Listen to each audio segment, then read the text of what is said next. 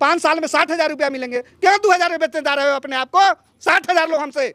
बिल्कुल सरकार के बाल बच्चे बीमार होंगे, 5 रुपए की दवाई नहीं देंगे, लेकिन 2,000 के दारू की बोतल जो आज प्रतिबंध है वो आपके घर तक पहुंचाने का काम रुपया नहीं है। मैं 1 रुपया किसी को देने नहीं जा रहा हूं। जिसको लगता है कि मैं आपका मदद कर सकता हूं वो मेरे बात को समझे। अब बिकना है गरमा रही है, वैसे वैसे चुनावी तापमान भी बढ़ रहा है। और देखिए पैक्स अध्यक्षों का जो चुनाव है शिवहर जिले के अंदर 5 पंचायतों में होना है, जिसमें मथुरापुर कहतरवा पंचायत में काफी सरगर्मी देखी जा रही है। हमारे साथ मौजूद है एक भावी उम्मीदवार प्रत्याशी बलराम शाह जी, जो लगातार विपक्ष पे प्रतिपक्ष पे वार कर रहे हैं, जो किसान को शोषण कर रहे हैं उन पे वार लगातार कर रहे हैं और लगातार जनसंपर्क में लगे हुए हैं। आपको लगातार जनसंपर्क में देखा जा रहा है, आप किसानों से मिल रहे हैं क्योंकि चुनाव नजदीक है। जी जी जी। तो क्या कुछ कहना चाहिएगा, क्योंकि जब आप मैदान में उतर रहे हैं, जनसंपर्क में जा रहे हैं, तो क्या अनुभूति हो रही है? ये तो अनुभूति हो रही है कि किसान सभी जगह से ठगा गया है।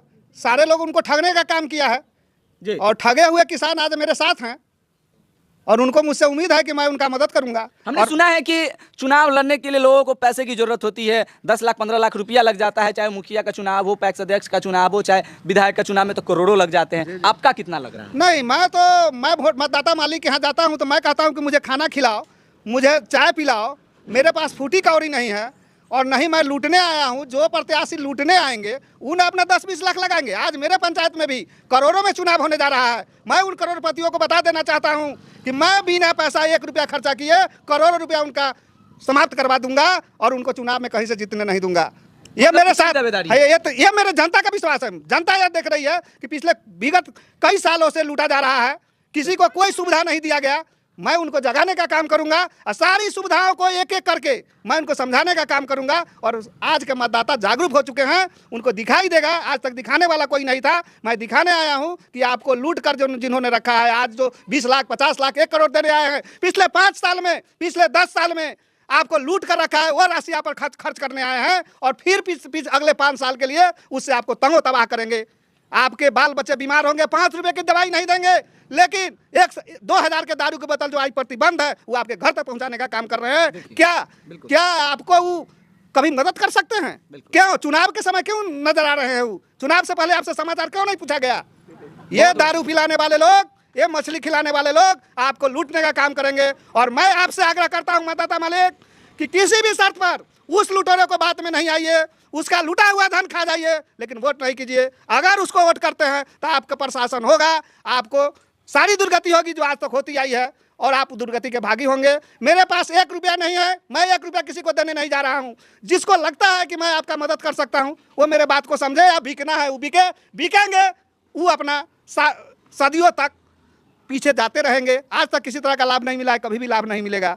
जो मेरे बात को सुनेंगे उनको कभी कोई दबा नहीं सकता है। बड़े बड़े दबंग लोग हैं चुनाव में, अगर कोई कहता है कि दबा दूंगा तो उसके लिए ईंट का जवाब पत्थर से देने के लिए तैयार हूं मैं। गरीब, दलित, पिछड़ों के लिए जो लड़ाई लड़ना होगा उसके लिए तैयार हूं मैं। और मैं मतदाता मालिक से अनुरोध करता हूं, रुपया खाओ, वोट नहीं दो, नहीं तो तुम पर शासन होता रहेगा।